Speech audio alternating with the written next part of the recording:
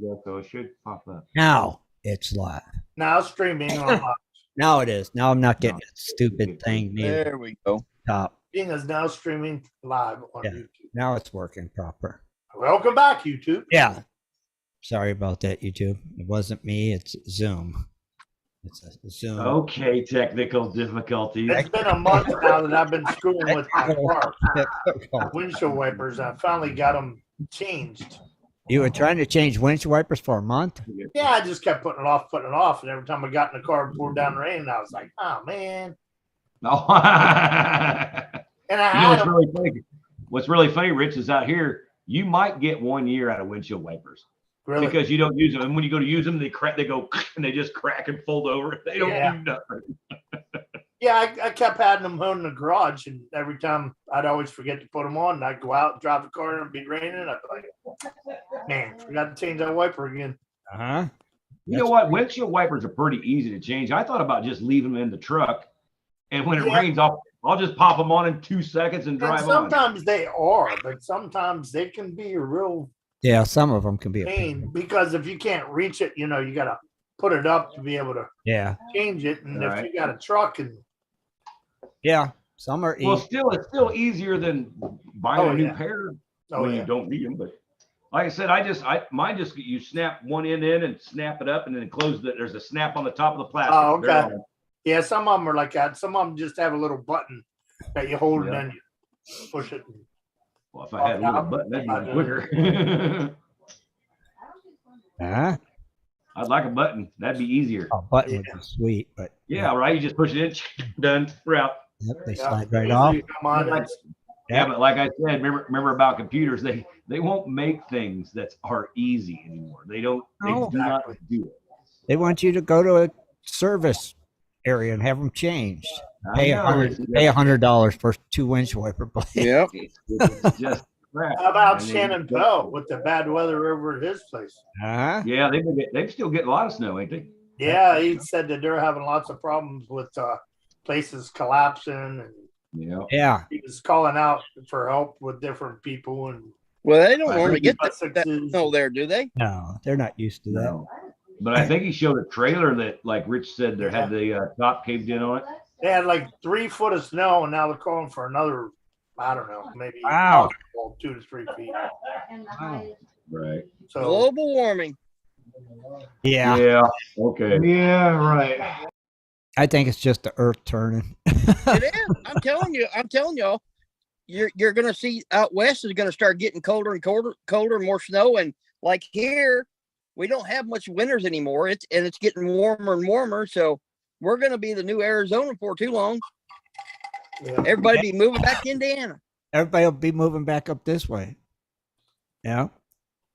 Everybody will want to live in Ohio and Indiana and Pennsylvania. You are wrong again. when you're taking out snow every day. Huh? When you're shoveling snow every day, Scott, you'll be like, I'm moving back to Indiana where it's warm and toasty. He's already got to have a duck suit every day. So I know, and it ain't even cold. It's all right. Where's your beanie at? Where's your toboggan? He'll be moving right back to Lebanon, Indiana. I don't have a toboggan. Yeah, you do. Your beanie. Nope, I've never had a 4-man sled. Where's your toboggan at? Put your toboggan on. He'll move right back to Lebanon, Indiana. He will, right back to Lebanon as quick as he could go. No, I won't be to Lebanon anytime soon. They'll have sand in Lebanon, Indiana. They do have. There is golden creeks though. And rattlesnakes and cacti. All up in Lebanon, Indiana. They do got gold there though. See, it'll be better than Arizona. No, I wouldn't say that. But hey, just saying. Hey, I'm good just right where I'm at. For now. Well, you only got 1 year that it happens every 10 years? Oh, it's gonna turn, like Dennis said. Oh, quit it. I'm telling you, it is. It really is. You're gonna get that snow like California's getting. No, we're not. And we'll be bathing in the sunshine. It may be a wet winter for Southern California and most of the Southwest. But it's a dry wet. next 2 years, it's going to turn around and go right back to a drought. It's gonna be moist again instead of wet. It'll be out of water. Well, it's Real temperature- moist. Yeah. You got to remember the La Nina just got ended, so now we're going into the El Nino. Oh, It's going to get more of a wet winter down south. When we're in La Nina, we're more of a drought. oh, So, gotcha. We They're just call it flowing water now. monsoon. Soon they'll be out of water Yeah, yeah. Yeah. Now they got 2 We'll see. months and they won't because have. they'll drain the daggone lakes and stuff again. We'll see about that. Uh-huh. Actually, the reservoir. You're muted. Yeah. Well, Scott muted it for me. Sorry, I had to say That's something. okay. No, I knew what you did. The reservoirs in San Diego right now is 128% above average. So they got Yeah. plenty of water right now, which pulled them out of the drought. And At least 3 years. yeah, but if you start pumping that to all the almond farmers and stuff like that, your water's going to deplete again. Almond farmers. Yeah, big guy. Well, that's Central California. San Diego ain't Central. I mean, water's water, but you still got to have it. There's got to be bird place going from the Colorado. Ah. It ain't coming from the what do you call it, the lake in Vegas. How about the gold price? Yeah. Yeah. How about it, man? Let's hear it. Let's hear it. I thought you were going to say it. That's a big jump. I can. I know, right? Anyway, all right, here we go. Gold come in, and it actually took a great jump today, folks. It went up that set $37.20. So it's now $1,869. Hey, if it stays right that, I'll be cool with it. Just the other day, what was it? Wednesday was $1,819. So that's a pretty good jump. Oh, that's big money, moving big money. Yeah. We got silver actually coming in with just a 0.47 high, and it's at 2063. Not as good as that 24 where it was. Why didn't it go up $30-some? I have no idea. It's silver, buddy. I don't know what to tell you. That ain't right. Well, you know what? If you see price jumps like this, sometimes there's a lot of people buying gold, cell phone companies, computers, Watch out for something new coming out. That's all I can say on that. Prices usually dictate what's going on in the world. So Okay. anyway, we got platinum actually took a $17 jump. It's $971. Still, it has not broke $1,000 Okay. again. Palladium, we got that actually down $6, and that is at 1468. Oh, We got rhodium at minus 400, which is the big loser, and that is coming in at $10,100. oh, that's And the DA, S&Ps, NASDAQ, they were all in the red. It was not a good day for the actual trading, but it was a good day for the gold. But I will it say. was probably a good day for the Bitcoin too. I bet you, Jaron. I don't think so, Tim. Jaron. Yeah, today it's up 7% to $22,057. Told you. Yeah, Day for the that's a Bitcoin. heck of a long way from that 40,000 that it was. Give So it it time. did go up about. It ain't gonna go up. It's gonna go Hurry up. up, 7%. And you know They're what? going up. What's that, Danny? I heard we had a special birthday today. I believe you're absolutely correct. We have a birthday, so anybody that's offended by Dennis's dance might want to mute their computer and turn off the screen. But Dennis is going to keep it Here we go. PG rated, so it's all good. I'm gonna try to make you full screen. I was gonna try to. I'm trying to. Trying to. Dang it! There you go. Okay. There you go. Whose birthday do we have today? It's Is it John Hunt's birthday is actually tomorrow. John Hunt? This one's for you, baby. Happy birthday to you. Happy birthday to you. Happy birthday to you.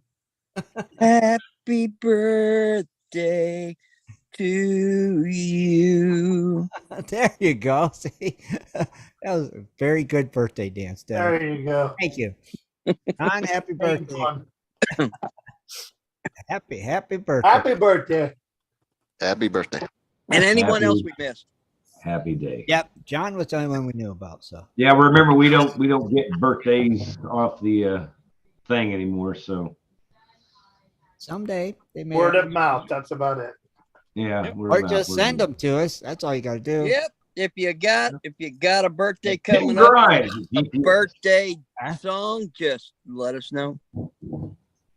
I can remove Now, that. here's post Scott's it. birthday's coming up pretty soon. So That Who? one. You don't know what he's talking about. When's Scott's birthday? Sometime Oh later. yeah. He gets a special offline birthday dance. Oh, you get free, Oh, get free show after. Yeah, this you don't want to show this. You'll get No, booted this will off. not be showed. This will be You'll be booted off of eBay. a private messenger birthday dance. I don't even know if I'll be in town. So Don't matter where you, Wait till you get back. You'll be back eventually. you'll just see a important message for Scott. important Oh, message. it was Captain Frank's birthday this week too. Happy birthday, Captain Frank! So happy birthday. that birthday dance was for him too. Yeah, if anyone we miss, it's for them too. Absolutely. Heck yeah! And yeah, there's it yes, looks like we've got Frank trying to connect. yep, it looks that way. Yeah, I don't know, Frank, are you there? yeah, I think so. No, you don't see me. I hear you. No, we don't No, see you. we hear you. We hear you. You Hear me, gotta, but you can't- you got to hear me, allow but the video too. You can hear me, but you can't see me. Correct. Yeah, allow your video too. Okay, start video, man. Yeah. There you go. That will start video button Or hold your breath there. every time. How you doing tonight, Frank? Not bad. It looks like there's some signs of spring. A little bit. It's getting there. Hey, we want to know one thing before we get started. How do you pronounce your last name? Yes, thank you. I can't do it sober. I got to have a few drinks. Schlichting. Wait. Say it again. Schlichting. Schlichting? Schlichting? Schlichting. Yeah. something Okay. like that. Schlichting. Okay. All right, cool. Cool. That'll work. So I'll Germany forget got that in there, you know. So you're So it's Schlichting. Schlichting, yeah. Yeah, Schlichting. okay. so you're from down there in Canada, huh? Up there. Up everybody, You guys are from down there. everybody corrects me on that crap. North is up. He always says I down. guess you there guys must be prospectors, we're not surveyors, eh? He always says down there like you're in Australia. Everybody always calls me on it too. I had never heard of anyone going up to Mexico. I mean, Yeah. even from there, it's Me, it down. would be down. Might be going. You're going down. You're going down. Everybody's going down. Yeah, when we had Jane on, he kept saying down there, down there. Yeah, she's in Alaska, so She's I'll in play Alaska, off. so it's- Yeah, well, that's up there, eh? So that's Yeah. To me, I guess they're all just down there. It's called the lower 48, you know. So Alaska's got to be up there, right? Hey, well, thank you for calling me on that, Frank. I appreciate it. So, I want you. Could you tell us a little bit about what you do and all that stuff? You know. Well, I started off. I don't know how far back you want to go, but I went about 8 years ago. I kind of retired from ranching, and I got a plane, and we're flying around here. And this is a big mining area here. The southern, we're in Grand Forks, which is only half a mile from Washington, so it's pretty much right on the border. Okay. There was a huge copper mine here in 1900 called Phoenix. They have the second largest smelter in the British Commonwealth, which is just a little smaller than the Tacoma smelter. There's a huge copper smelter in Seattle. Okay. Anyhow, so flying over there, it looks like Swiss cheese. You just see these huge holes from all these open pits and stopes and stuff. And when I was younger, we explored some mines in the Sandton area, which is a big silver mining area. So just went up there and got excited and started going in there. And we filmed some of this stuff. There's about 10 miles of tunnels still in there. It's actually pretty amazing. There's still like the ore cars are in there from the 1900s, like wooden ones. Wow. And big sections of ice and just huge stopes, big ore passes, just really interesting. And, being on Facebook, I put some pictures on there and started a YouTube channel. People really, the people here aren't maybe as keen on this type of history as Americans are. I think the Americans are way ahead of us here. They, that's all that happened a long time ago. They don't really care about as much. Right. And especially Americans are really interested in all these. And so, kind of fast forward, we've been doing that for about 8 years. We've been in hundreds of mines all over North America, United States, Mexico, and Canada. And so then we have a museum of a lot of stuff that we found and some stuff we bought and had donated. And so we had a 4,000 square foot museum. We had people come, we didn't charge anything, just for donations. And then a couple of years ago, we bought a mine called the Yankee Boy Mine. And this was a mine that was operated around 1900. It was a gold mine, a medium-sized operation, about 300 feet vertically, 4 levels, goes back about 1,300 feet. Had up to about 30 men working in there. We shut down in 1937. It was in really poor shape. It was all collapsed.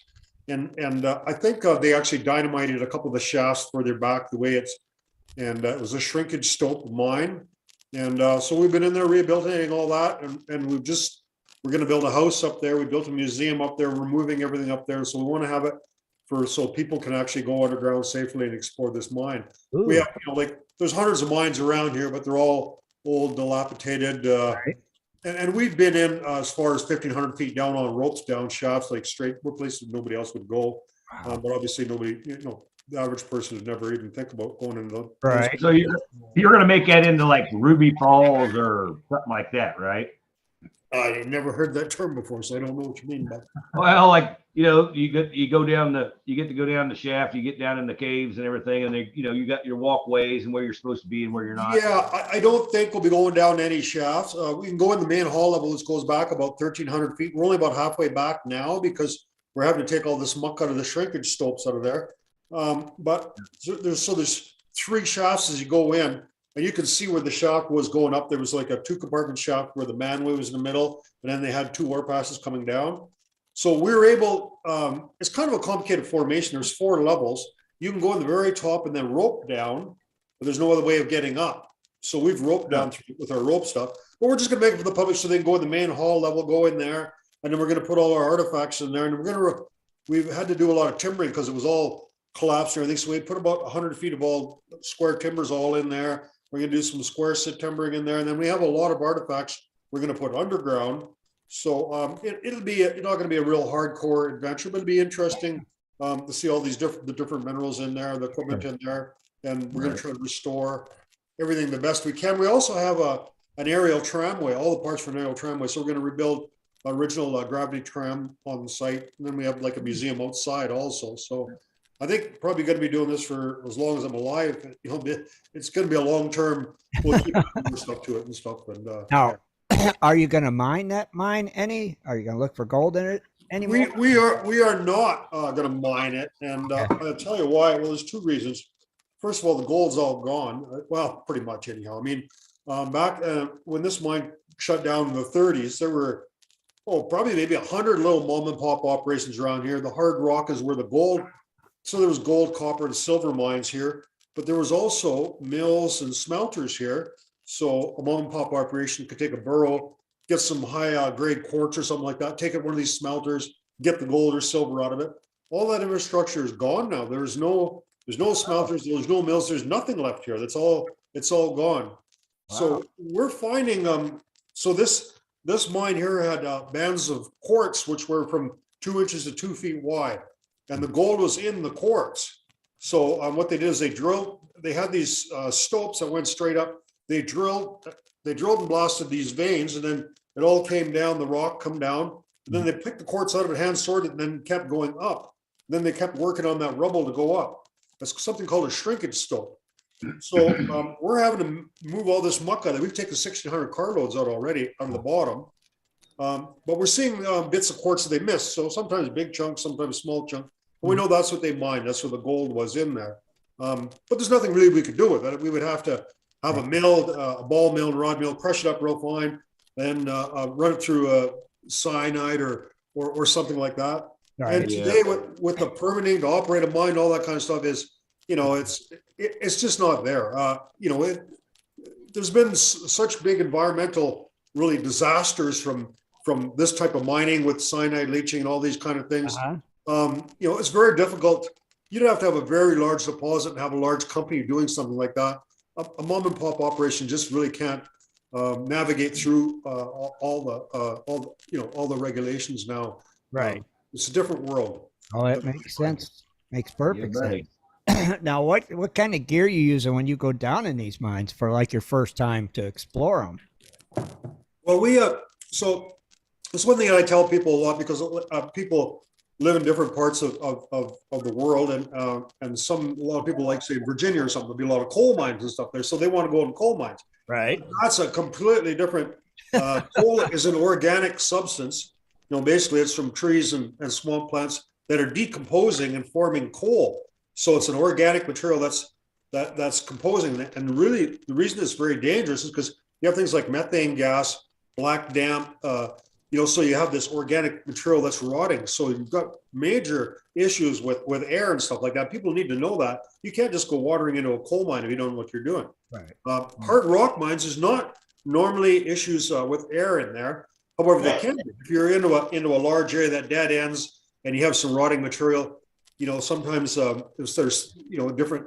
It depends on the formations you're in, but generally speaking, there aren't big problems with air quality in hard rock mines. Having said that, we do have an oxygen monitor, and we test the air as we go in. Okay. And we have had occasionally we went a long ways underground where the oxygen level was dropping, and we turned around and left. Right. But generally speaking, it's not a problem. But anyway, we have an oxygen monitor. The next thing that's very important if you're underground is to have lots of lights. If you're, people have done that. You try sneaking in somewhere with their cell phone or something, it dies. It's pitch black. You can see nothing.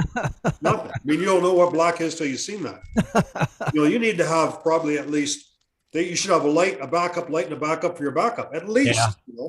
So we got like 3 lights, extra batteries, our camera, and our cell phone too. So that's very important. Have lots of lights and oxygen and to monitor the environment. Mm-hmm. But even having said that, I mean, I can tell you what we do, and it's safe for us, but that doesn't mean it's safe for you to go explore a mine. Right. It could be a different formation. You could be running into to different issues that we don't. So I don't like to give advice on people exploring mines because every mine's different. Right. So we do a lot of rope work. So we have equipment and stuff, and a lot of the old. The biggest hazard is probably something falling on you. So loose material. If you're on old ladders, stuff can fail and all that kind of stuff. So generally, if we're going down somewhere steep, we'd always be on ropes going down. And then we use a special type of a locking device. So if we're going down rope, laying down rope, and all of a sudden something fell on me and knocked me out, when you let go, you would stop right there. Regular rock type equipment, you've got a Jumar or something like that. You're holding it, and if you got knocked out, you just go sailing to the bottom. So you need to have an auto stop device because it's a high hazard that something would fall on you and injure you or knock you out. It never happened to me, luckily, but I've been hit, but nothing. But that's different than rock climbing because if you're climbing somewhere on a cliff or something like that, probably a big timber or log's not going to fall on you from above, right? So, right. This is true. So that's some of the kind of stuff that we do and some of the safety things that we're doing. Crazy though. Dang. The main thing of it is if you're not familiar with the area or mining itself, in the caves and stuff, stay out and don't go in by yourself. Yeah. Don't go in the caves. There's quite a range of mines. There's some around here that are just a level flat place and there's nothing there and you can walk in there would be no problem. And then the other some of the ones are really extreme. I mean, false floors are another thing that's common in mines. So they'll be mining, and then they'll find a deposit. And they'll start mining down or have a shaft or something like that. Well, they can put some logs across there and have some dirt on there, and you're walking along. You have no idea. You're just standing on some rotten logs, and there's 200-foot holes straight down. Oh, so you can walk around and have no idea.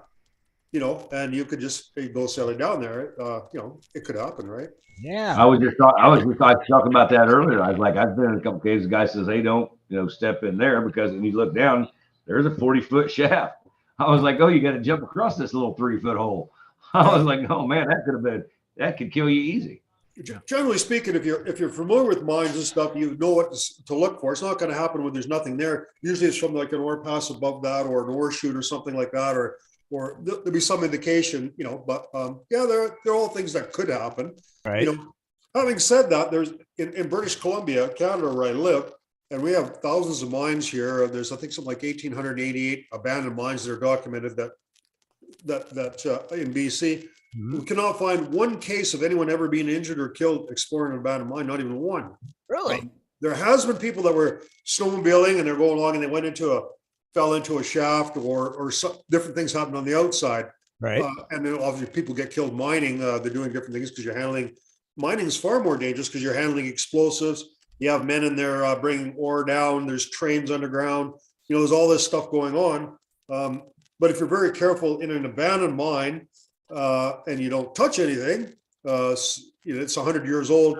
There's no reason why it should just collapse just because you're tiptoeing through it, type of thing, right? Yeah. Theoretically, right? Yeah. Yeah. Which kind of leads to my question: from your mine explorations in BC, United States, and Mexico, which area do you think is more dangerous compared to others? No, I don't think there is any one. Every mine's kind of unique. I don't think there is any more that are more dangerous than others. Some areas in Goldfield I can think of, a Tonopah Goldfield area. We're in there and we roped into some shafts that are quite deep shafts. But we went a long ways into these shafts, like a long ways down. But there, the formation has got some kind of a clay type of material, and it's just pushed all the timbers and everything in there, and it was really sketchy down there, like those timbers and shafts were. So that was kind of a hazard in itself. It's just because of the way the ground was kind of pushing and stuff in there. But every mine's different. Yeah, probably the smaller, simpler type of mines is not really much of a hazard.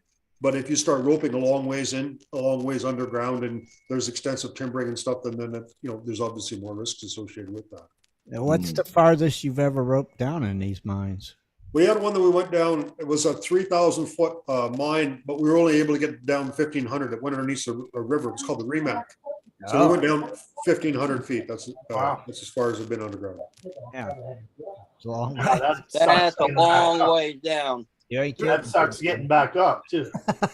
Yeah, well, that one wasn't a straight vertical shaft. It was an incline shaft. I went down, so they would have had a hoist up there. So then they winched cars up at a really steep angle, but probably about 85 degrees or something like that.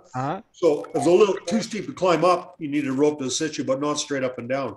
The most difficult is if it's a straight vertical shaft and you can't use your feet at all. You're just having, basically using your muscles to move up the rope. And in that case, even a couple of 100 feet is, it's a fair ways. It takes a fair bit of physical effort to get up straight up and down to 200 feet even.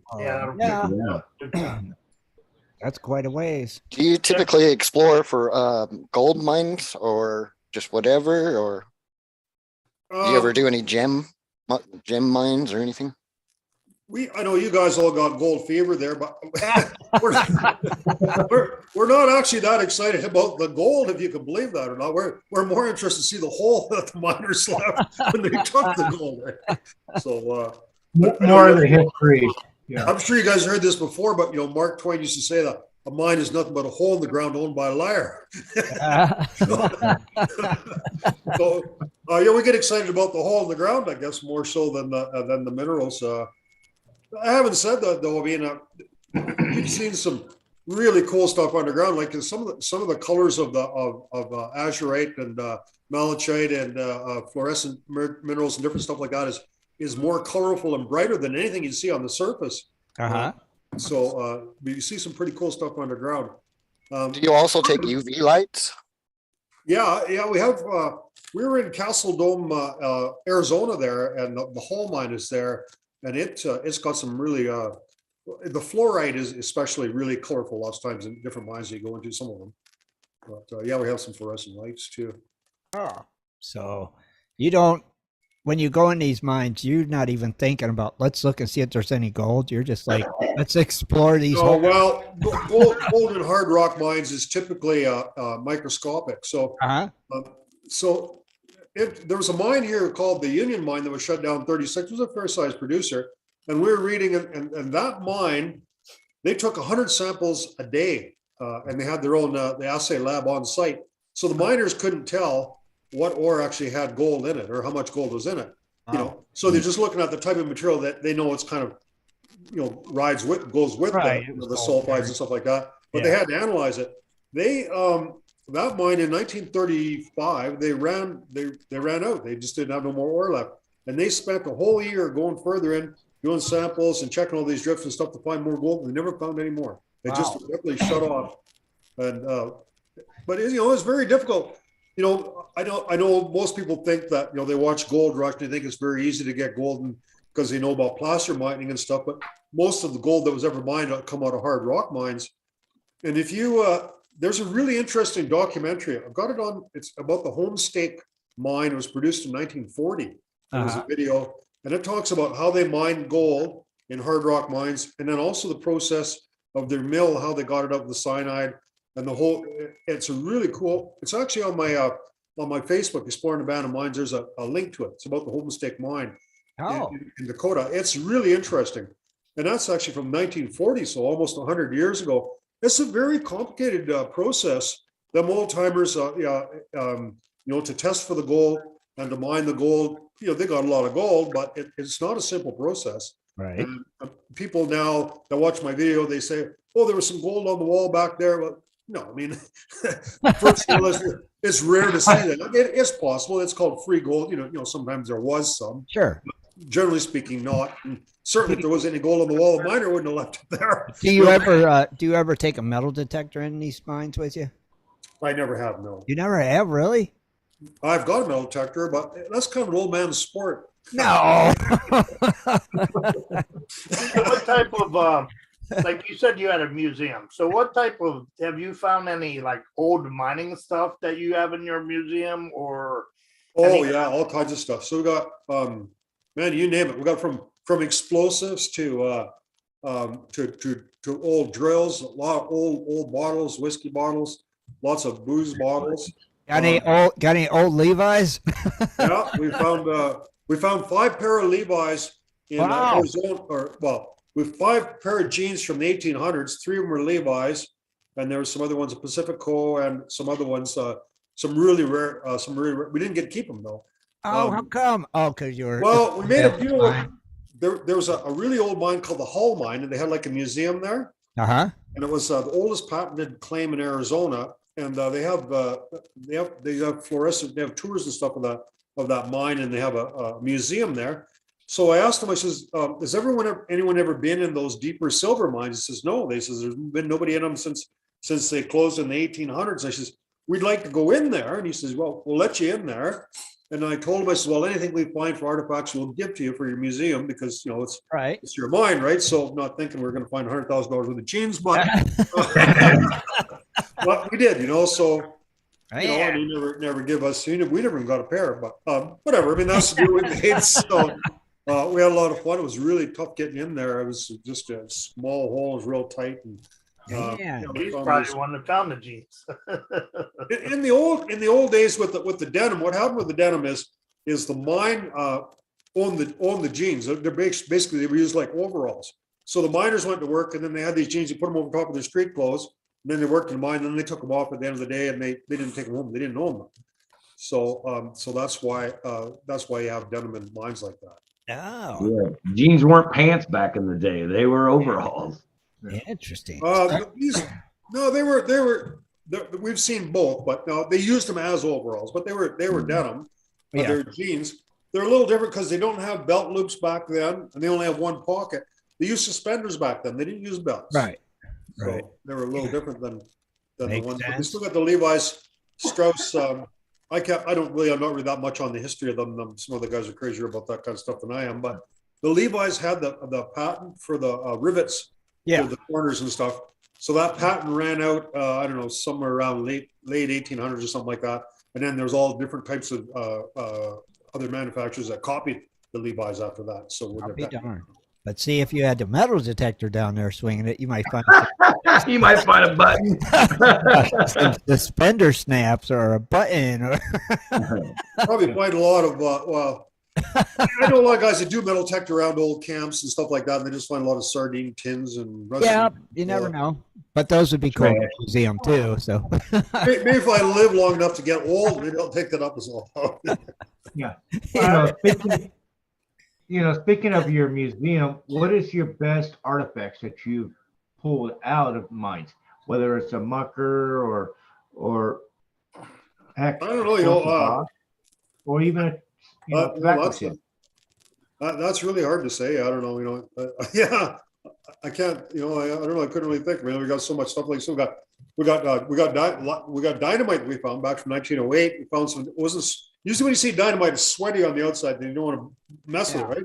But there was a case of it. It was in a real dry location. It wasn't sweaty at all, and it said 1918 on the box. And I thought, well, I'd like to maybe just undo the paper off there, and just take the dynamite out, and then just have it in the museum.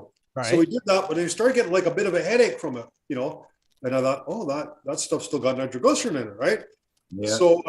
So we went home and we got some blasting caps and we stuffed some in there. And in our old intro, it showed an explosion at the end, and that's what it was. We had an old camera set it up, so it was actually still good at 100 years later. Wow.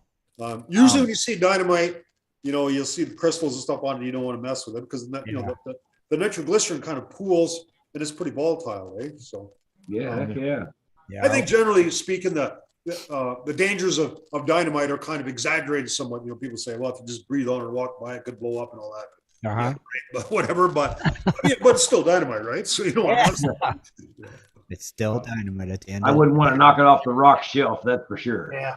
Yeah. Well, we tried some of that old stuff. Tried to throw it down the shaft, and it did nothing. So. Oh, really?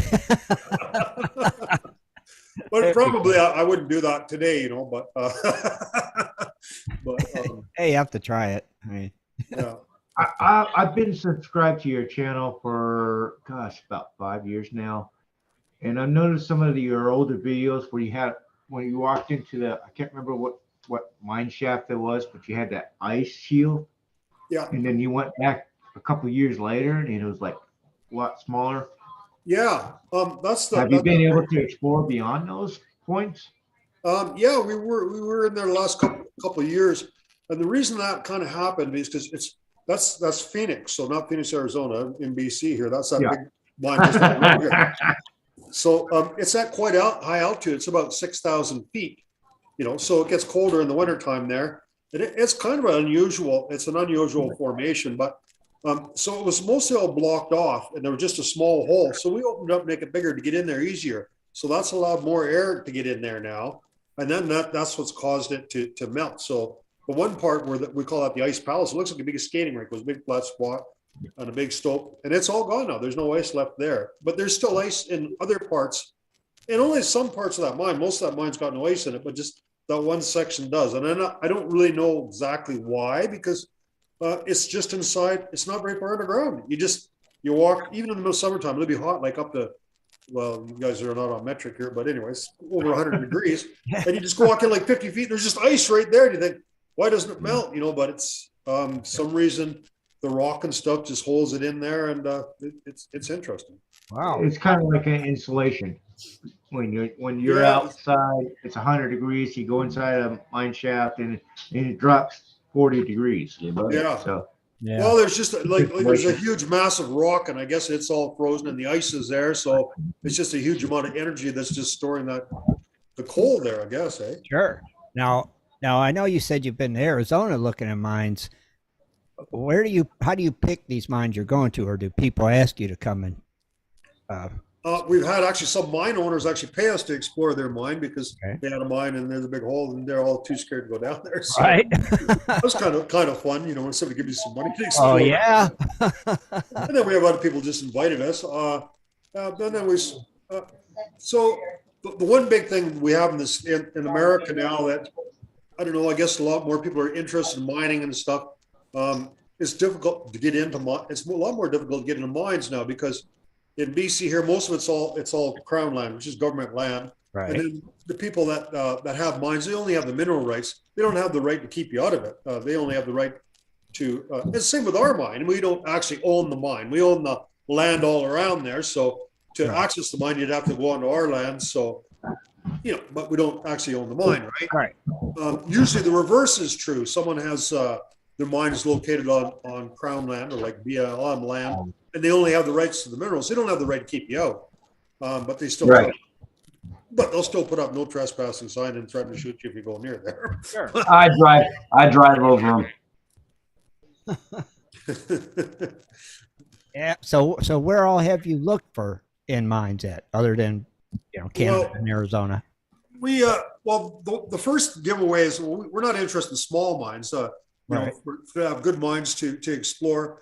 They got a bit of a reputation. They're well known, but then also from mines tend to happen in clusters. There'll be mining areas where there is mines that are famous areas, and there'll be mines in that similar type of formations around there. But then you look for waste rock piles. So if there's a lot of pretty extensive tunneling and shafts and stuff in there, the waste rock is going to be piled outside somewhere. So if you go on Google Earth or you're in the area and you see these huge piles of waste rock, you know that there's a pretty extensive mine in there. So it's the waste rock that gives them away, Right. generally speaking. And then, and probably one of the best ways that we've found mines is we've got 160,000 subscribers, and people say, oh, if you're ever in South Dakota or something, give me a call. I know all these mines are. I can tell you where these mines are, which saves you a lot of trouble. Sure. Because the local knowledge, you can't beat it. Lots of times we go somewhere we haven't been before. We'll go to a museum and say, oh, there's some, abandoned mines around here. And they'll tell you, right? Now, is there any place in particular that you would really like to search a mine, or a certain mine that you would like to check and haven't had a chance to yet? Well, I'd like to go to the catacombs in Paris. That would be cool. The catacombs in Paris, the city of Paris is on a limestone formation. So about 100 meters below, or 100 feet, I'm not sure, below the city was all limestone. So they mined that all out there and used that to build all the buildings. So there's about 100 miles of tunnels underneath there, and it's all kind of interconnected. But then the other interesting thing is they mined that like thousands of years ago. Right. So in Europe, when somebody dies and there's a cemetery, they only keep the body there for 100 years, and after that, they dig up the bones and they throw them down the catacombs. Right. But then they sell plot to somebody else because all their relatives are gone, right? Sure. So there's like millions of places where there's huge rooms full of bones and skulls and all this. There's all kinds of cool stuff down there. You're not really allowed to go down there, but yeah, that's kind of cool place. Kind of cool though. Like us. And the other oldest place we went to is in Mexico, up in Zacatecas.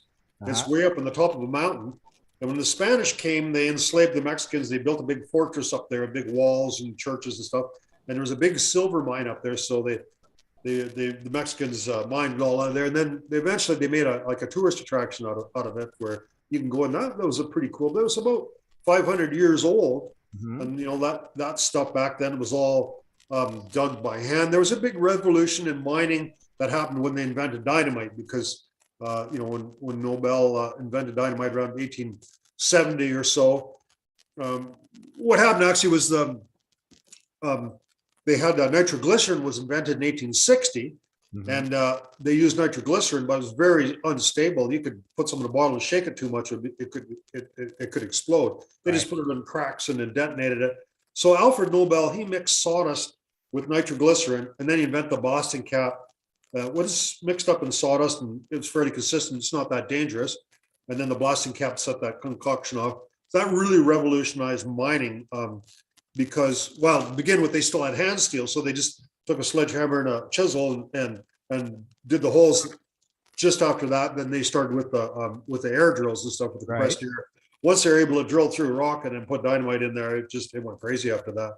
But the reason all that happened was around the turn of the century, all the cities in North America and everywhere, they got electrified, right? So people started getting electricity, big demand for copper, and mining really boomed around 1900, late 1800s, 1900. All these with the gold, huge deposits of silver. They were able to get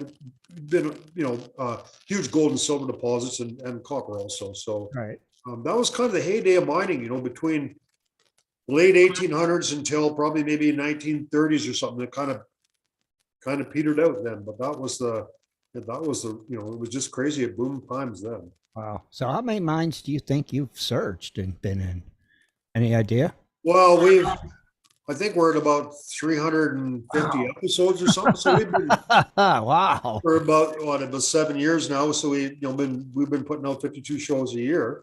But now that we've got our own mine, we're We've just kind of focused on what we're doing there. Right. I think we're not gonna do as much exploring anymore. I mean, we've kind of explored most of the mines that we want to get into, and we're kind of more keen to do this, do the mine tours and share Yeah. what we found and what we've done with the public. That makes sense. Dennis? Hey, Yeah. What would you say out of all your experiences? And it's a question I always ask the guests: is what's been the most scariest moment you ever had? The Whether scariest? it's inside or it's outside or just in general.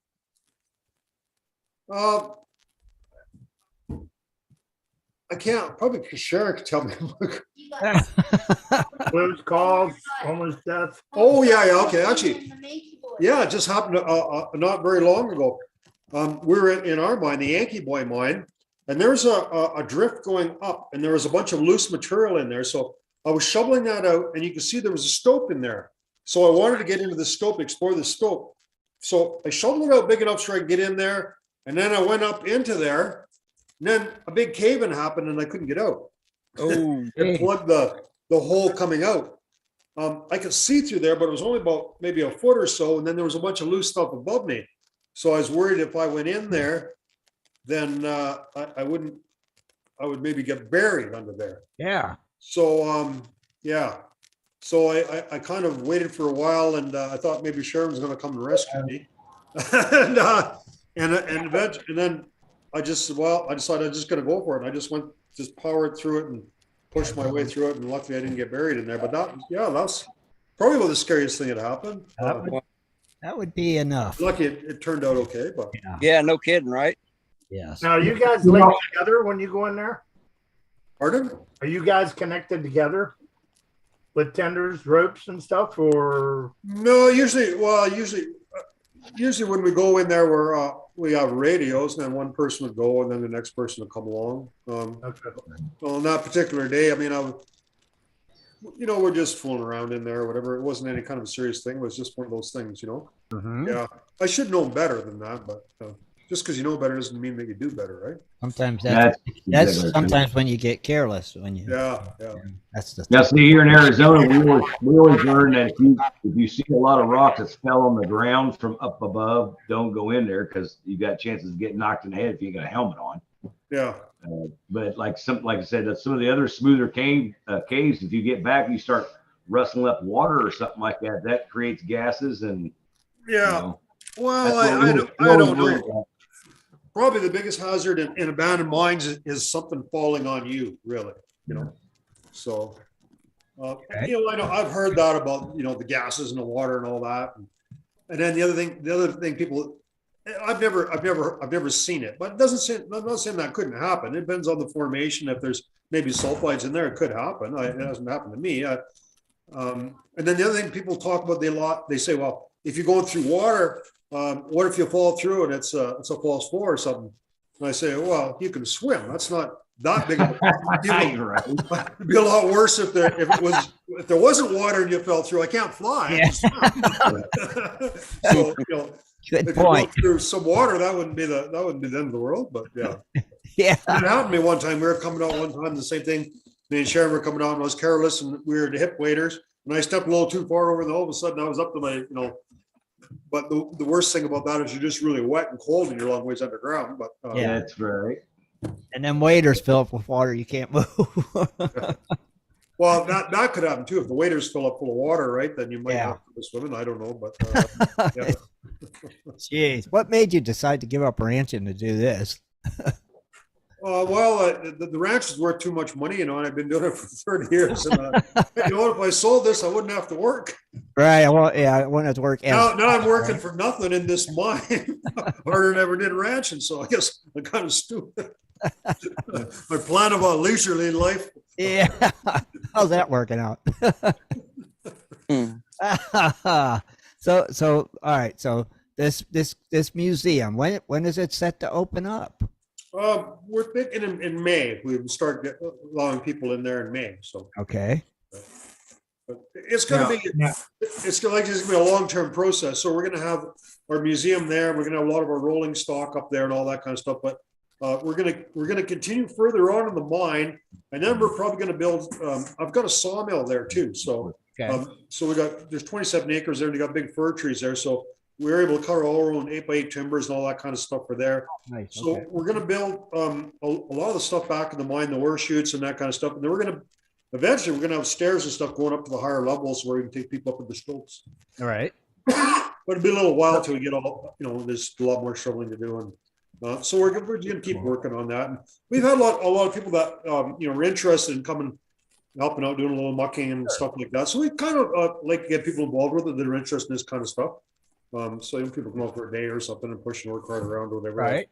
Sometimes Man, I love people. we kind of like enjoying it, sharing it with people. I love people when they want to work like that, man. That's just the greatest. It's been a long time since most people had to push an ore cart for a living. So Yeah. But Yeah. it's kind of neat, that those cars. I didn't know. We've been in all these mines, and you don't really know what it's like until you start doing that. And then ore cars, they just sound like you got to wear earplugs. They're loud. They're like a jet almost. They just roll along there. And just because of the sound. And I really, you don't think about things like building the track, figuring out how the gauge is and all these little tricks. And you learn so much about mining actually doing it compared to just looking at mines. And I found that really interesting. Things that we never thought about. One thing they invented here was right here in Phoenix, there's something called the Granby car, which is a self-unloading car. So there's a ramp on the one side, there's a wheel on one side of the car, and it goes along, and then it tips over. So the locomotive just pulls it over, and it tips over and goes on by itself. They invented that right here in Grand Forks. Oh. And so we've seen these Granby cars underground the odd time. They still use them today, but it's really interesting how they develop this different technology. And you start thinking about that takes a lot more power to pull a car and actually having to pull it up a ramp like that. Yeah. Where they used to use mules, but obviously they need the electric. They had bigger trains, and they need a lot more power to unload these cars too. And all these things are kind of interesting. Interesting. The mine carts that they got underground, probably from the 30s on that. Would you say a lot of them were battery operated? No, probably no. That would be in the newer times. They had battery operated ones. Probably say about the 70s would have been when they started the battery operated ones. Okay. The older trams, the older trains they had the electric lines in there. They had a high voltage line, and there was almost like a streetcar. So they had a big copper line up there, just one copper line. The ground was the rail. So, which is very dangerous. You don't do that anymore, because if you're walking along, you happen to touch that, and you're standing on the rail, like you're a lightning rod, right? So now they have, like in cities where they have trams, they have two. They have the positive and negative together, so you'd have to get between that to get a shock. Well, the old ones, if you touch that and you stand on the ground, you'd get shocked, right? But they had big locomotives, big electric locomotives back then. They didn't have batteries. They didn't have technology for batteries. Yeah, I remember a couple of years ago you were showing off your museum on one of your videos. Is that the same museum that you got going on now, or did you move to a different location? Yeah, well, we sold the property we have here in Grand Forks that had the museum on it. We've just sold it, so we're moving everything up to this new museum that we built up at the Yankee Boys. So we won't have this property anymore. We're actually packing as we speak, actually, to move up there. So nice. We're just going to be like camped out in a trailer for the summer, and we've got someone building us a house up there. So right, and setting up the museum and everything all at the same time. You're going to be busy. Well, like you said, you got plenty of timber up there. You might as well build a house, right? Yeah.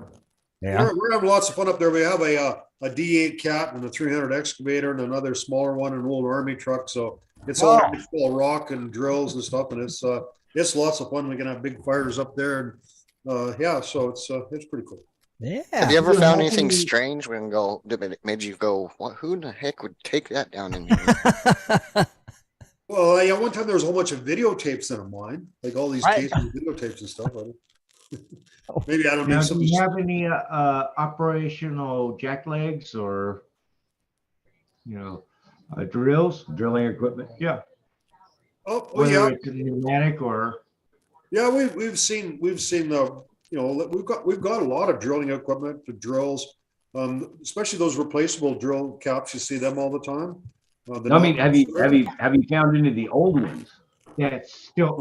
We have. There's They're rare, but when they first started the drills, they weren't water cooled. They were just a solid. They were just a solid drill, and they were really bad because it was very dusty, so the miners were breathing in this silica and they got black lung, and they didn't know that at the time. But they, be a young guy, be in his 20s, and he'd be 25 years old and couldn't breathe anymore, and he died a horrible death.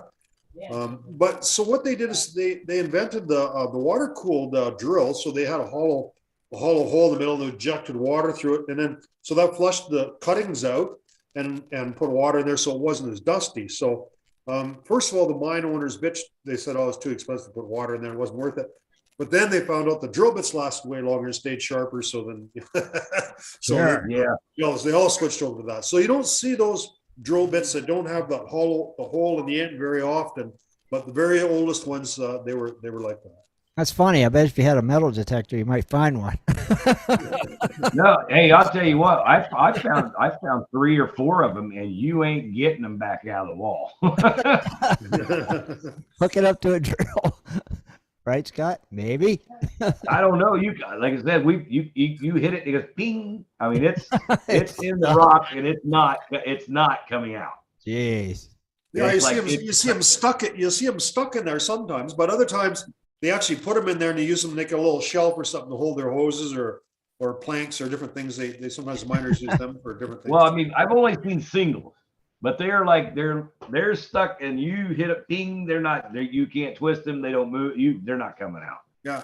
It's like they got so far in that the water and the dust that they were actually trying to blow out solidified around the heat maybe of the drill bit or whatever. It just it's done. They took the machine, said, "Okay, get a new drill bit." Yeah, I've seen that. Well, back in the old days, they used to sharpen those drill bits. So the blacksmith, they'd heat them up and they'd sharpen them up. They had a machine for it, different ways. And then, of course, now they just have those knockoff. They just have like a hex shaft, and they just put new bits on the end. They must not cost very much, because I've seen boxes of them in different places. They just left them there. They must pay, I don't know, $1 or $2 a piece or something for those knockoffs. They must be really cheap. Okay. Yeah, I thought about grabbing them out, trying to get them out of the wall, and I was like, wait a minute, ain't these like 6 feet long? Like, man, never mind. The first drills they had, they were called a rail drill. So they had like a corkscrew on them. Maybe they put a 2 shaft in there, and then you screw it as it went in and went further in, and then you pulled out, and they put a 4-foot one, then a 6-foot one, and then however far they wanted to drill. So, right. And then they went to the jack legs. That was yeah. That makes sense. What about old carbide lamps? You find a bunch of them in there? Yeah, we've got quite a few of them. Quite a few of those, probably. Sometimes we found like 3 in a day. Wow. The carbide. So they had candles first till around 1900, and then the carbide lamps lasted actually not very long, from about 1900 till about 1930. And then after that, they had batteries, and then they started using electric lamps. But for about 30 years, they used carbide. They're pretty cool. We had some carbide lamps that we got working and found some carbides. Hard to find now, because you can make a bomb out of it. So, well, no wonder. Because if you put water on that, it makes acetylene gas, So and then which is highly explosive, right? So okay, but it doesn't give off very much light. I mean, it's probably maybe about 5 times as strong as a candle, but there's not very much carbide lamp. Not much at all, huh? No. Wow. It's cool, but when you're underground, your eyes adjust to the darkness, so that thing's gonna be showing like a little bit like a light bulb, but it ain't near as bright what you want. We get spoiled with the lights that we got. I mean, it's incredible.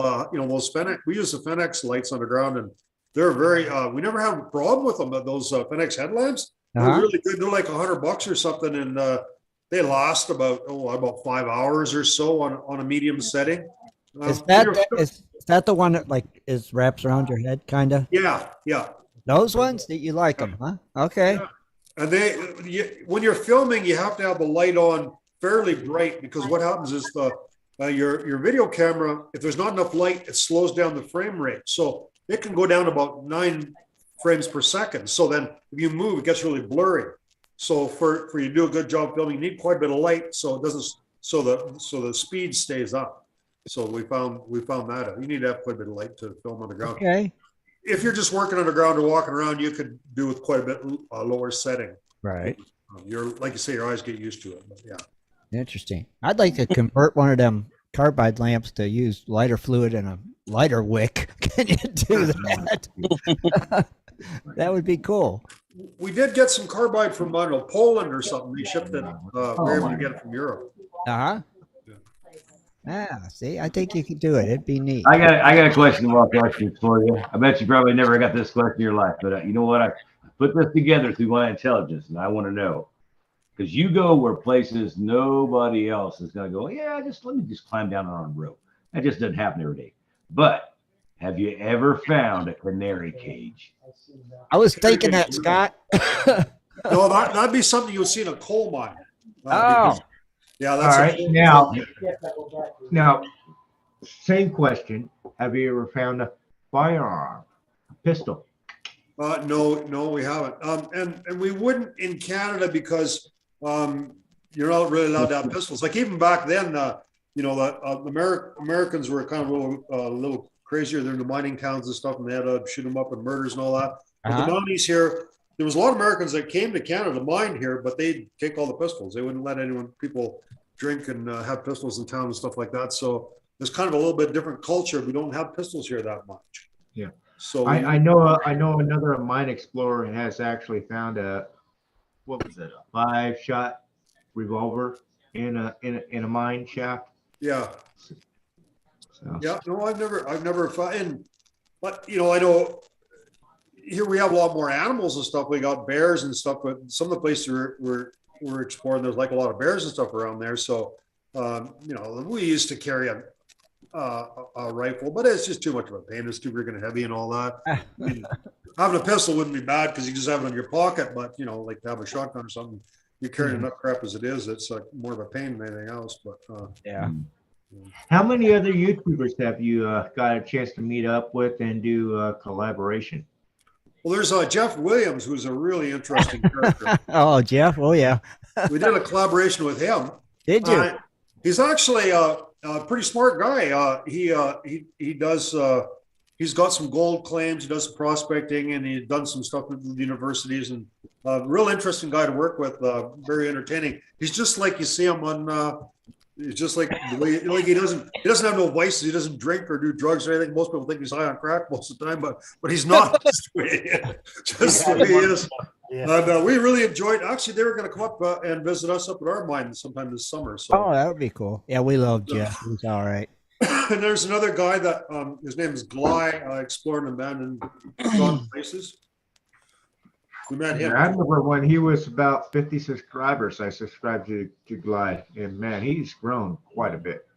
Yeah, he's done well. It was actually an interesting story. He had cancer, and he was watching stuff on YouTube. He was watching my channel because he had nothing else to do, and then he thought to himself, well, if he gets better and beats his cancer, that's what he wanted to do, go explore mines. And then he's reached out to me, and I happened to go down to Arizona, and he only had like 500 subscribers when I met him, and then give him a link to my channel because we did some stuff together, and all of a sudden he just took off, and he's got more subscribers than I do now.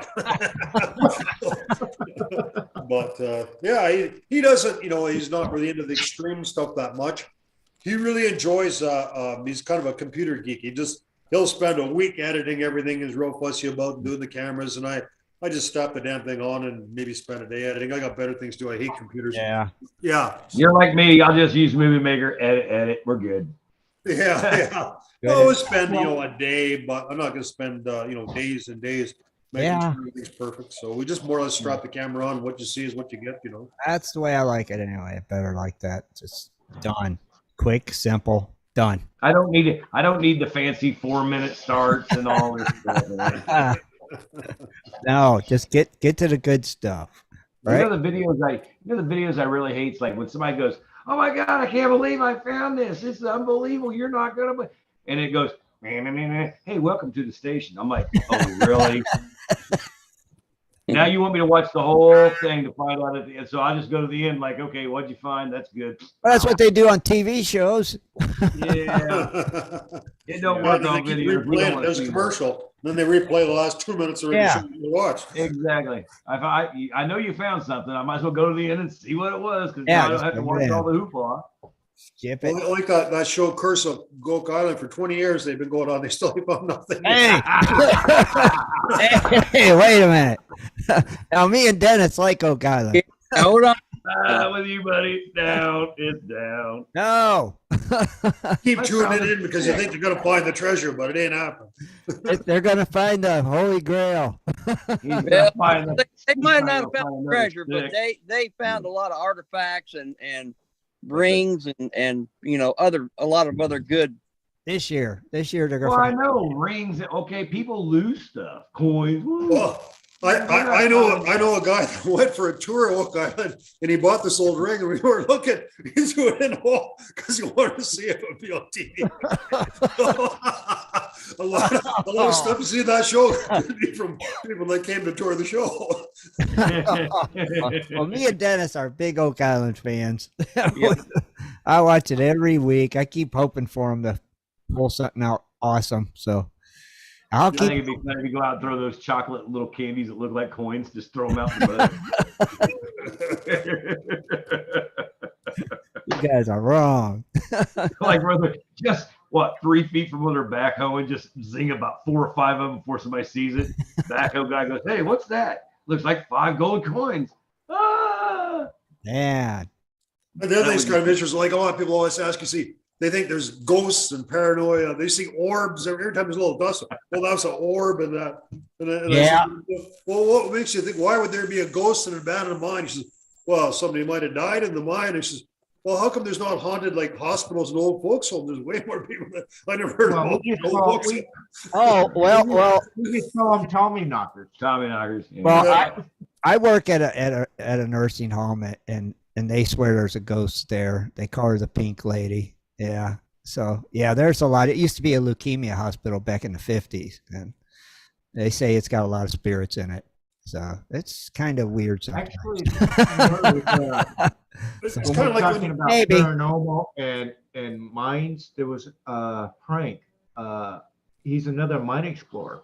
He actually shot where the chains in his one mine were swaying. Oh, back I and seen forth. that. Oh, you know what? When you're in mines, like there's air moving through a wall. Yeah. In our mine, there's a rope where we go down the shaft. If I leave it hanging there, it's going back and forth. Well, the air's coming in through there, so the air moves. was through the there. It's not spirit. really rocket science to figure that out. it was the I Tommy. was I can- closer than that chain.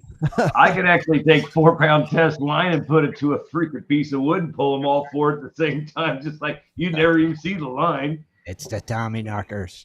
It's the knockers. And Jeff Williams had some stories about Tommy knockers. Yeah, he did. Uh-huh. Oh, he swears by it still. Well, I Oh, kind no, of get it. no. I mean, if you're not used to being underground, you know, it's a strange environment or whatever, and you're kind of on edge, and it doesn't take much for your imagination start to get the better of you. But Yeah.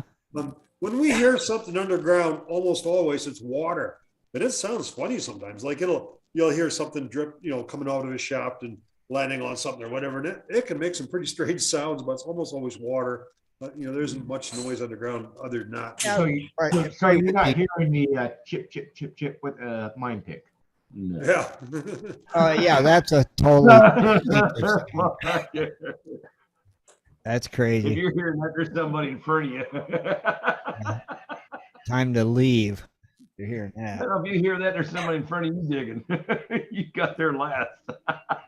Oh, We were in this mine one time. We found an explosive box and it had a bunch of ore in it, and it said save on it. It was stuck way up in the middle of nowhere. So I really? ended up taking that ore home, like, I don't know, but it was a gold mine. So theoretically, there could be a bunch of gold in that. I don't know. Sure. We didn't send it. Well, yeah. It said save for a reason. If it said save, it was for a reason. You guys want to buy it? Somebody put that in the box for a reason. There was a good reason that was marked save. Hey, it wasn't just for the box. I can guarantee you. Yeah. He could have got one of them every day. Yeah. Huh. Yeah. Yeah, you might want to grind that up and see what you got. There was another thing Yeah. that was really cool, that we found this really old engine. It was like an old hit and miss engine. We were in a mine. It was all rusted up. And this guy watched our show, and we told him where it was and all that. We went to this mine, and he went in there and he got that thing. Uh-huh. He took it all apart and he rebuilt the whole thing and he got it running all out of it.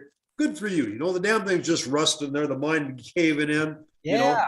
So That's I pretty don't have a problem telling people where the mines are and stuff like fine. If someone takes something out of there and restores it, Right. No, that's better than really it just cool. being lost. You know? Yep. Because Hey, I used to go to the Tri-State Gas and Engine Show there in Indiana, and it's like we got Canadians that come down, we got people that come from Hawaii, and I'll tell you, those hit and miss engines that you can't find anymore, man, those are like bragging rights to people Yeah. like you wouldn't believe. Like they could get them running, Yeah. and it's like it's a history. You know, it's what they use because you know it would crank the coal. You know, some of those We've coal got some old cars were engines. made by cable. We've got some old engines. We've got a Crosley engine, which is about 4,000 pounds. I think it's 15 horse or something like that. Runs at 500 RPM. It doesn't run, but it turns over. Just a single cylinder, 7-inch piston. And then we've got a Ruxton Hornsby engine that's, I think, about 5.5 horsepower that we have running. We can crank it up, and it's pretty cool. And then we have an old John Deere, an old hit and miss engine that runs a pump. The hit and miss is cool because people don't know what a hit and miss is, but it's governed for a certain RPM. So the engine will turn over and it'll only fire when it goes below that RPM. So it'll keep it going. So if it's not doing much, it's just sitting idle, it'll just go poof. Yeah, they're kind of weird. When it's working hard, it's going puff, poof, poof, poof, poof. So it's, They sound like they're gonna stall. yeah. I got another question to ask you, Frank. Have you ever actually found an actual stamp mill? A stamp mill? The pieces are still there? We know where there is parts of one on the surface. It was a pretty big mill. It's called the Mod S. We were actually up here last summer there looking. It was a big one though. We were thinking about maybe getting that for the museum, but the pieces are so big it'd be a big job. But yeah, you don't see them too often. We've seen them down the States in some museums and stuff. But yeah, that's the only one that I know of. Yeah, it's pretty old technology. It's stamp mill, eh? Yeah. Okay. I mean, it's pretty cool to have something like that. Yeah, it's just a cam that goes around a cam and just lifts it just bang, bang, bang. Yeah. Pretty cool. Yeah. This one was like a 7 stamp mill, so it was a fair size one. What about? Yeah, but it'd be equivalent to like 60 guys with sledgehammers today. Oh yeah. Well, they had the stamp mill, and then after that they went to the ball mill and crushers and different things. So, but that was the oldest, probably the oldest type of mill, the stamp mill. Now, what about like human bones? Have you found any of them down there? What kind of bones? Human. Human, no. Not that I know of. No, we just. Last guy had a backpack with a rope in his hand. Yeah. We were in Mexico, and there was a mine there that had a 550-foot shaft going straight down. There was rumors that people threw bodies and stuff in there. So we sent a guy down there on a rope all the way to the bottom, and there was lots of animals down there. There's a whole bunch of animal bones and stuff, and then people think that dog or whatever fell in there. They didn't fall in there. They just died or something. The people didn't want to bury it, so they just throw it in the mine shaft. In there. Well, the dog ain't be stupid enough to fall in the mine shaft, but yeah, so people just throw garbage in their bodies or whatever. Right? So Yeah. that happened in Mexico when we were there. There was the cartels. They found a mine shaft that there was 20 people they found in there that had their hands tied and stuff, but they're probably still alive when they threw them down there. Oh, gee. But it's not a good place to put a body. The reason being is because the vultures start circling over because it smells, eh? Right. So all of a sudden, if there's a mine shaft around there and see all these vultures circling all around there, people know there's something down there. So Yeah. it's not a good place to hide bodies. Yeah. Yeah. Have you ever come across a mine that was full of doomsday prepper equipment? Yes, we found some of those in Arizona with Gly. Actually, I think me and Gly went into some. There was a bunch of they're from around the year 2000 because people thought the end of the world was going to happen then. Yeah, we found a whole bunch. Y2K. Yeah. What'd you find? Like what kind of stuff? Well, they just like a big tins full of.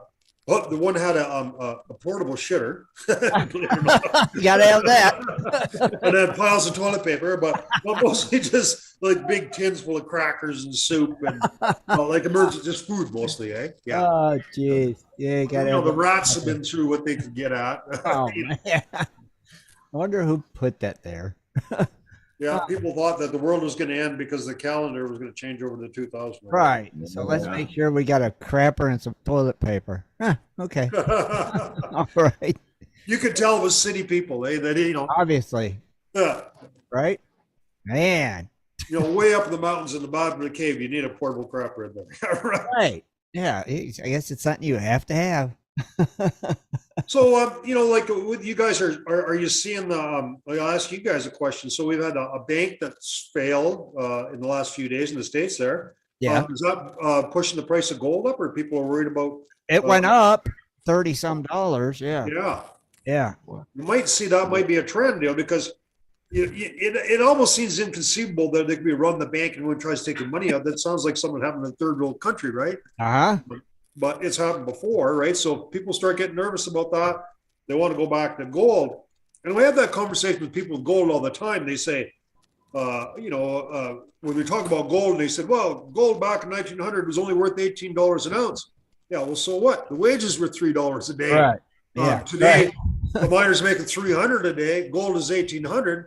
It's it's the same. There's no difference, eh? So gold is really good, for maintaining your value or whatever, as far as inflation and stuff like that. So in times when people are stressed out, worried about the economy or the value of the dollar, then they always seem to turn to gold. So that's probably why we're seeing that, and it'd be interesting to see if it continues. Yeah, but the funny thing is where the gold is in America now, it's all BLM land. It's government land now. Yeah. Here's another You question. can lay a map over you've seen the videos. You can lay a map of the gold fields and where private or public lands are, and it's everything. National Forest, Yellowstone, all that stuff. Crazy. Rob? Frank, have you ever actually went out and prospected just for placer gold or anything like that? Or were you just more interested in the mines? When we were up in Dawson City, we were up there, and so where Tony Beats is and stuff. That a friend of ours is a mechanic for a company called Faveron, which is a big placer miner up there, and they're right beside Tony Beats on Paradise Hill there. And we toured through their gold operation and stuff, and they showed us the whole thing to clean up and all. It's not like it is on TV and stuff, but so we had some gold pans. We're up there doing a little panning just for the fun of it, but other than that, we never. We're not really that interested in gold, believe it or not. Yeah, it's weird. I mean, the way you're into mines, you would think you would be into all of it, the gold, silver. Yeah, you're just for the explorer. Yeah. Yeah, I would just find really fascinating aspect of it. Roping down somewhere where nobody'd been for a long time. We've found some really cool in the States and stuff. We found some old boxes where they had candles in it that are in perfect shape. They're because they used to have candles before they had lamps and lots just garbage that the miners left. But after 100 years of sitting there, it looks pretty cool. It's cool. Longer than that. But, yeah, it's cool stuff now. It's almost like you're watching an old Western movie or something, and you're walking down the street and you see the saloon and all that kind of stuff. You think, oh, wouldn't that be cool if you could walk down that street and see all this stuff? It's all gone on the surface now. But a lot of times underground, it's still the same as it was. Right.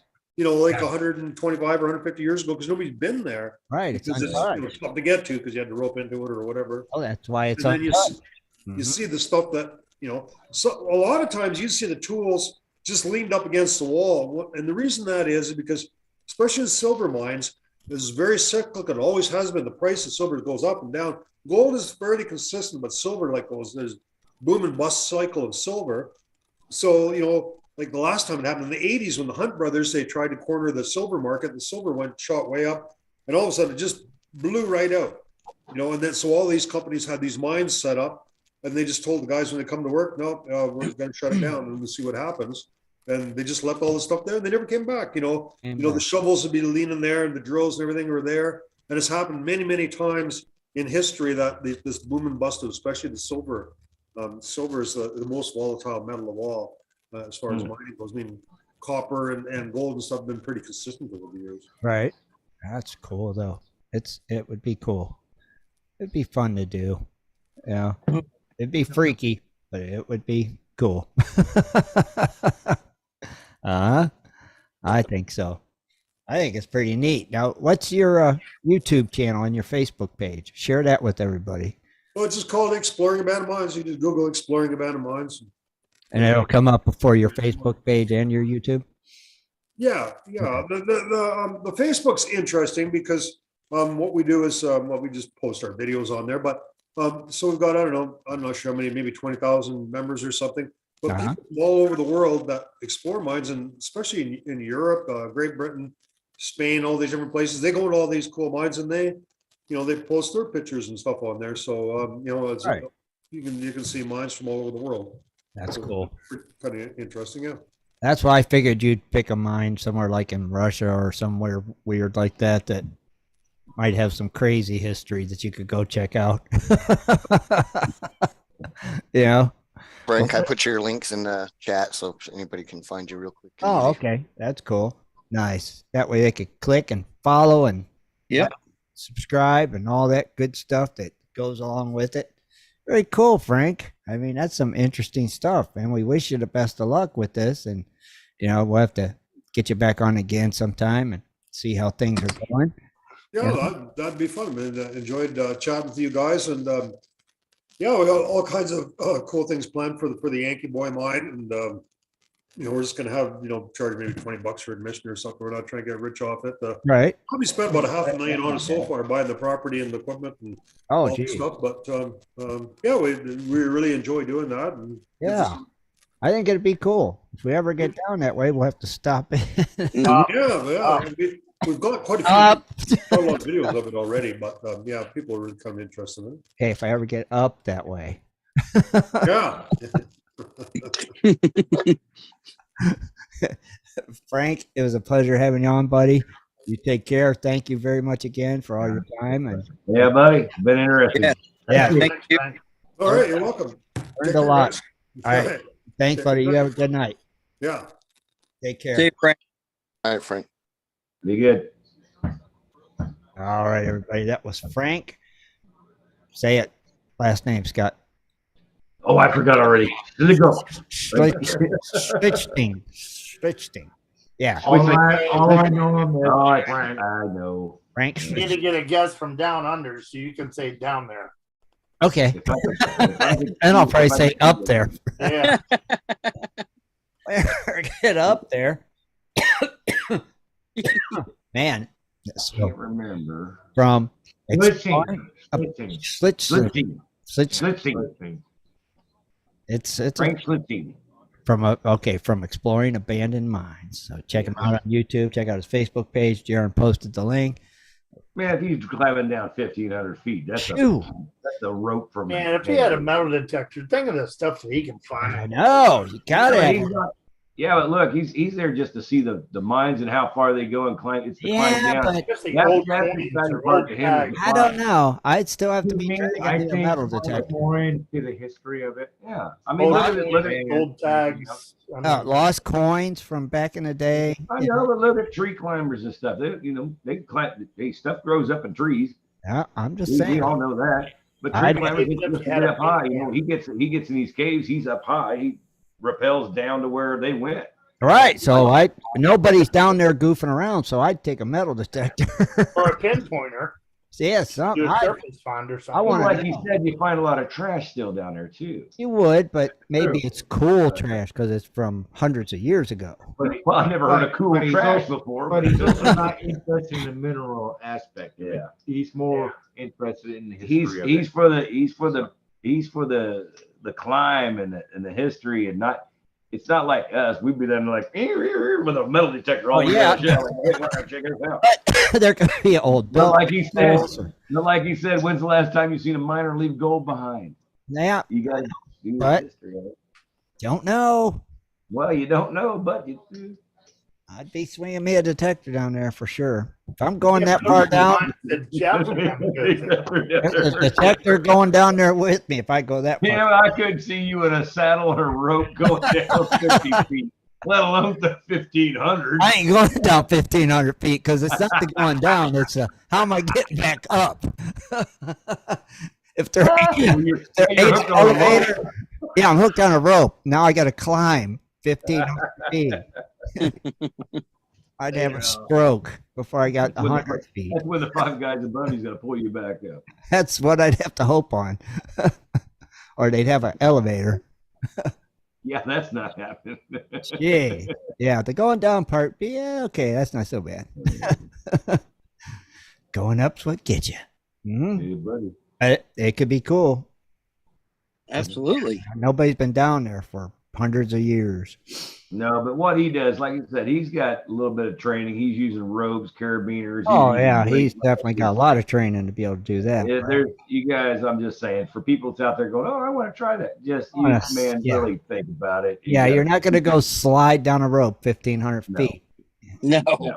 It takes skill to do that. So, And see, what's funny? What's funny is because what he's talking about, the things that, like the breakaways that'll stop you. yeah. Yeah.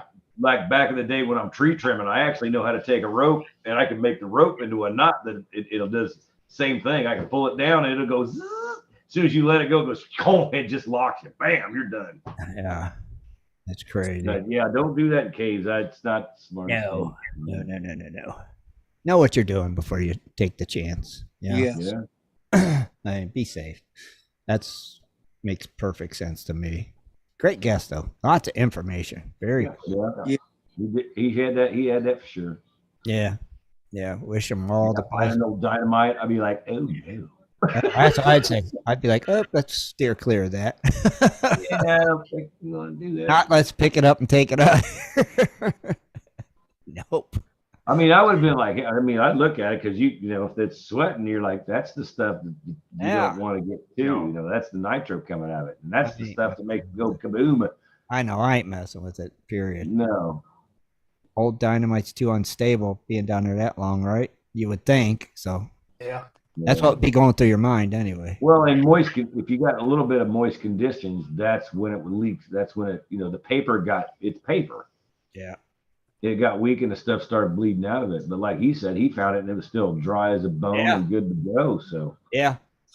But Then, still. then it's safe to handle. yeah, but it still had the nitro in it, so it still made a big old boom. That's still, I'd be like, It would have been fun, just a light one. And Run! on that note, GPS does not approve of any handling Yes, of dynamite. playing with dynamite you find in old caves. Yeah. Leave it alone. Yeah. Stay out, stay alive.